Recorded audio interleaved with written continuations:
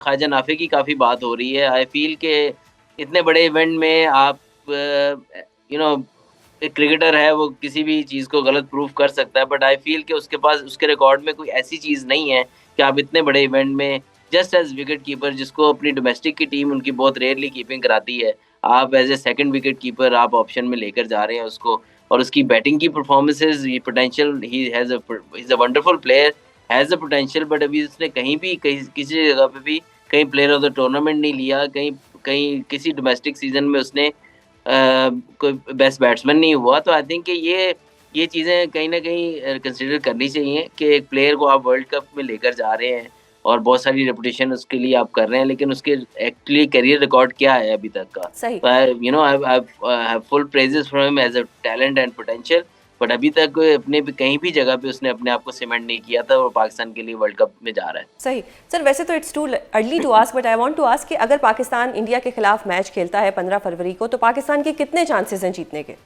देखिए, इंडिया की जो टीम है इस वक़्त ऑन पेपर वो पाकिस्तान से बेहतर भी है और बैलेंस्ड भी है। बट अगेन पाकिस्तान इंडिया की मैच की जब बात आती है तो हमारी ख़्वाहिशात वो पाकिस्तान के साथ भी हैं, और साथ-साथ जो ये मैच एक टोटली डिफरेंट सिनेरियो क्रिएट करता है।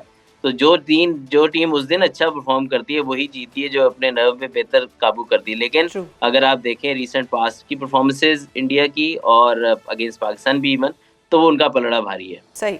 तो सर अब बाबर आजम साहब का भी जो नाम आया है, वो उनकी सिलेक्शन हुई है। How do you see this कि बाबर आजम ने जो एक नाकाम बिग बैश सीजन दिया, उसके बावजूद उनकी सिलेक्शन हो जाना, किस तरह से देखते हैं इसको आप? देखिए, मैं ये समझता हूँ लीग्स की परफ़ॉर्मेंस और डिफरेंट कंडीशन में थी एक तो, और दूसरा अगेन एशियन बैट्समैन जब भी ऑस्ट्रेलियन सॉइल पे खेलता है तो एट टाइम्स अगर उससे नहीं परफ़ॉर्म होता तो बड़ा मुश्किल हो जाता है उसके लिए कमबैक करना। तो स्टिल आई फ़ील कि couple of good innings there, और उसके अलावा अगर उसके पाकिस्तान से जब कमबैक हुआ तो उसकी परफ़ॉर्मेंसेज़ इतनी बुरी नहीं रहीं। But again as a if I feel as a Babar Azam उसकी परफ़ॉर्मेंस इससे बेहतर होनी चाहिए, और वर्ल्ड कप जैसे बड़े इवेंट में उसकी उसकी टीम को ज़रूरत भी होगी। बस मैं ये समझता हूँ ज़रूर हूँ कि एट टाइम्स आप प्लेयर को जब वापस लेके आते हैं या निकालते हैं, उसकी एक वजह होती है, और जब वापस आता है तो उसकी भी कोई वजह होनी चाहिए। तो आई थिंक कि जो जब ये वापस आए तो इनका एक एंकर रोल का जो कोच ने भी कहा और सिलेक्टर्स ने भी कहा कि ये एंकर करेंगे, जेल करेंगे बैटिंग लाइनअप को, कि हमारे पास इनफ स्ट्रोक मेकर्स हैं। तो वो बाबर रोल बड़ा अच्छा प्ले कर सकते हैं, और ये वर्ल्ड कप में इनके पास एक शायद वन ऑफ द आइडियल मौका होगा कि ये अपने परफॉर्मेंस से जो है वो अपने नाकदीन का जो है ना वो उनको जवाब दे सकें, और पाकिस्तान को इवेंट में आगे लेके जाके और इसको जिता भी सकें। बताइएगा कि सलमान अली आगा पर तनकीद होती है कि वो T20 के प्लेयर नहीं है, इस पर आप क्या कहेंगे? देखें, लेटली अगर आप देखें तो थोड़ी-सी कुछ फ़ॉर्म बेहतर हुई है उनकी, लेकिन जब से वो कप्तान बने हैं, जब से टी20 टीम में आए हैं, तो ये गिला जो है वो फैन्स का भी और कुछ एक्स क्रिकेटर्स का भी जो कहते हैं वो सही साबित होता है कि उन्होंने अपनी अपनी टी20 में जगह एट द मोमेंट सीमेंट नहीं की। लास्ट इनिंग जो वो खेले हैं वो तो आउटस्टैंडिंग थी। बट अगर देखें तो बड़े इनकंसिस्टेंट परफ़ॉर्मेंस रही है, बहुत ज़्यादा। फिर स्ट्राइक रेट को लेके भी उनकी काफ़ी बात रही है। तो आई थिंक कि उनकी उनको परफ़ॉर्म करना पड़ेगा इस वर्ल्ड कप में। पर्सनली आई फ़ील कि वो शायद अगर बाबर आ गए हैं तो इस टीम में वो काइंड ऑफ अब मिसफिट होते हैं, क्योंकि नंबर 3 पर तो उनकी कोई वैल्यू समझ आती है, लेकिन जैसे-जैसे वो नीचे जाता है उनका नंबर, तो आई होप कि वो मुझे प्रूव रॉन्ग करें। बट रीसेंट पास्ट में जितना हमने देखा है उनको खेलते हुए, वो नंबर 3 पे तो कुछ अच्छा बेहतर परफ़ॉर्म करते नज़र आते हैं, लेकिन उसके नीचे वाले नंबर्स पे उनके लिए ज़रा टफ़ हो जाता है। सही। तो और स्पिनर्स का किरदार आप कैसा देख रहे हैं? पाकिस्तानी जो स्पिनर्स हैं उनका श्रीलंका में किरदार, क्योंकि कहा जाता है कि श्रीलंका में जब स्पिनर जाता है तो वो उसके लिए बहुत अच्छा होता है, और श्रीलंका जो है वो एक तरह से स्पिनर्स के लिए एक फ़ायदेमंद जगह करार दी गई है। देखिए, बिल्कुल श्रीलंका में कंडीशन स्पिनर्स के लिए अच्छी होती हैं। पाकिस्तान के पास ज़बरदस्त स्पिनर्स हैं। अबरार बहुत ज़बरदस्त परफ़ॉर्म कर रहे हैं। फिर उस्मान तारिक बहुत अच्छी तरह उन्होंने डेब्यू भी किया, परफ़ॉर्मेंस दी। नवाज़ आउटस्टैंडिंग जो है वो फ़ॉर्म में है।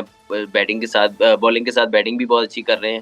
तो आई थिंक कि पाकिस्तान के पास स्पिन ऑप्शंस बहुत अच्छे हैं। साम यूब भी बहुत अच्छी बॉलिंग करते हैं साथ में बैटिंग के। तो आई थिंक कि ऑप्शंस बहुत अच्छे हैं इसमें, लेकिन एक चीज़ ज़रूर है कि स्पिनर को फ़ायदा तो होता है, लेकिन एट टाइम सेकंड इनिंग्स जब वहाँ आती है नाइट गेम में स्पेशली, तो ड्यू फैक्टर भी इसमें शामिल होता है। तो जब ड्यू गिरती है तो कहीं न कहीं स्पिनर्स को मुश्किलात भी पेश आती हैं। लेकिन ये है कि फर्स्ट इनिंग में स्पेशली जो है वो स्पिनर्स जो है वो काफ़ी अपना रोल प्ले करते हैं। सही।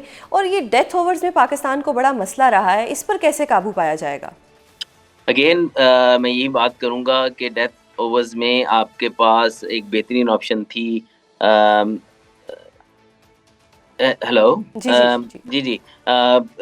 डेथ ओवर में आपके पास बेहतरीन ऑप्शन, अगर आपने हारिस रऊफ को नहीं रखना था, तो Wasim junior one of the finest bowlers for the death bowling, उनको भी नहीं आपने रखा, तो आपके पास शाहीन और सलमान मिर्ज़ा ही रहते हैं जो डेथ में बॉल करेंगे। सलमान मिर्ज़ा को भी आप देखा जाए तो मेनली वो पावर प्ले में 3 ओवर करते हैं और फिर 1 ओवर वो या मिडल में करते हैं या एंड पे करते हैं।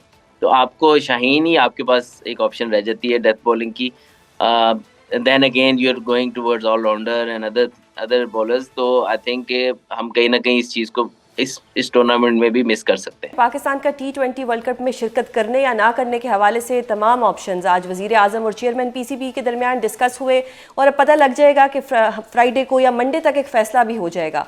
आपका क्या मशवरा होगा कि क्या पाकिस्तान को टूर्नामेंट का मुकम्मल बायकॉट करना चाहिए या सिर्फ भारत के साथ होने वाले 15 फरवरी के मैच का बायकॉट करना चाहिए, जबकि बतौर एहतजाज टूर्नामेंट खेलने की ऑप्शन भी मौजूद है? इस पर आप क्या कहेंगे? देखिए, ऑब्वियसली जो मेन डिसीजन मेकर्स हैं उनके पास सारे सिनेरियोज मौजूद होंगे, तमाम ऑप्शंस भी खुले होंगे उनके सामने, और आई बिलीव के जो बेस्ट ऑप्शंस होंगे वही ये चूज़ भी करेंगे। मेरे लिहाज से पूरे टूर्नामेंट का बायकॉट करना आई थिंक बेहतर नहीं होगा, क्योंकि सही। उसके आपको कहीं न कहीं आपको चैलेंजेस सामने आ सकते हैं बाद में। सही। बट आई फील दैट अगर बहुत ज़रूरी है और कंडीशन ऐसी है, तो आप जो आपके पास ऑप्शन मौजूद है मैच एक फॉरफिट करने का या बायकॉट करने का, वो आपके पास मौजूद है। उसके ऊपर आपको ज़्यादा वो भी नहीं होगा बाद में, मतलब आपके ऊपर इतना एक्शन भी नहीं लिया जा सकता। सही।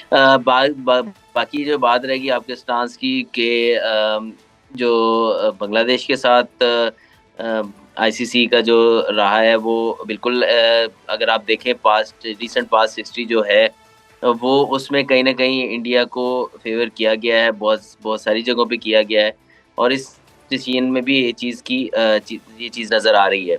अगर आप पिछला T20 वर्ल्ड कप भी ले लें तो इंडिया के मैचेस जहाँ हो रहे थे उसका टाइम भी बेस्ट सूटेड दिया गया, जिस तरह उन्होंने कहा उसी तरह ही सेमीफाइनल भी ये कंफर्म था कि इंडिया वहीं खेलेगी। एक वेन्यू उन्होंने सेलेक्ट कर लिया कि इस जगह पे ही होगा, चाहे रिगार्डलेस कि उनकी पोजीशन क्या होती है अगर वो सेमीफाइनल में क्वालिफाई करते हैं।